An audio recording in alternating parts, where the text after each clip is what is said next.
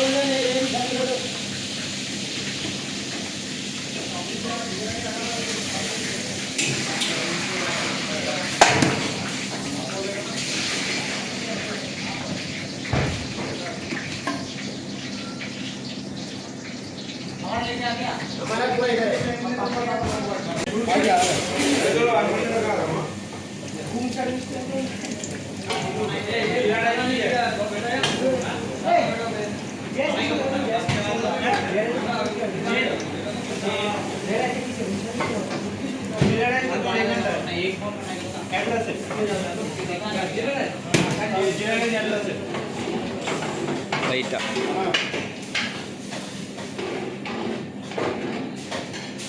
Sleeve leg வருவாங்க.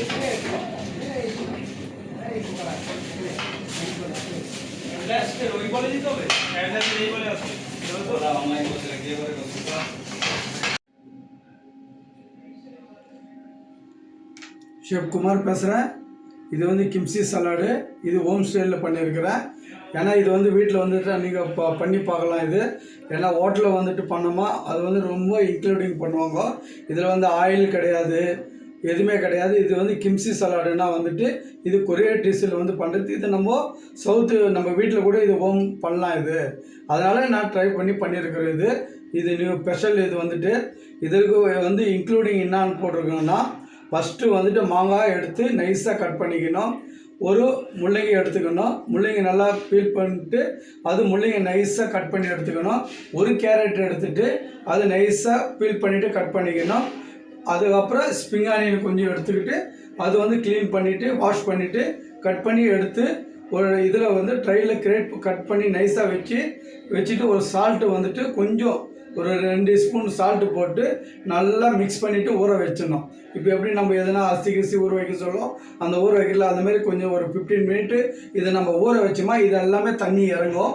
தண்ணி இறங்கின உடனே இது வந்துட்டு அவனை தண்ணி எல்லாம் க்ளீனாக பிழிஞ்சு எடுத்துகிட்டு இன்னொரு இன்க்ளூடிங் என்னன்னா ஹெல்த்துக்கு வந்து நல்லாயிருக்கும். ஆப்பிள் இருக்குங்களா, ஆப்பிள் எடுத்துகிட்டு அதை நம்ம பீல் பண்ணிவிட்டு அதை நைஸாக கட் பண்ணிக்கணும். அப்புறம் ஒரு வெங்காயம் எடுத்துக்கணும். கார்லிக் வந்து ஒரு 5 பீஸ் கார்லிக் எடுத்துக்கணும். ஒரு சின்ன இஞ்சி எடுத்துக்கணும். அது நைஸாக கட் பண்ணிவிட்டு அது பேஸ்ட் பண்ணிவிட்டு செப்பரேட்டாக வச்சுக்கணும். அதுக்கப்புறம் இது நம்ம தண்ணி எடுக்கிறது இல்லைங்களா, தண்ணி அந்த உப்பு தண்ணி எடுத்தோடனே உப்புலேருந்து தண்ணி வெளியில் வந்துடும். எடுத்துகிட்டு இது மிக்ஸ் பண்ணோம். அதுக்கு வந்து காரம் நம்மளுக்கு வேணுன்றதுக்கோசரம் நம்ம சில்லி வந்துட்டு நல்லா லைட்டாக ஒரு பேனில் போட்டு வறுத்துட்டு அதை நம்ம க்ரஷ் பண்ணிக்கணும். க்ரஷ் பண்ணிவிட்டு இது இன்க்ளூடிங் பண்ணிங்கன்னா நம்ம எப்படி ஊறுகாய் சாப்பிட்ட மாரி நல்லா கிம்ச்சி சாலடு நைட்டில் வந்து சப்பாத்திக்கு இல்லை முட்டை சாப்பிட சொல்ல இது நல்லா நார்மல் சப்பாத்தி கூட இது சாப்பாடு கூட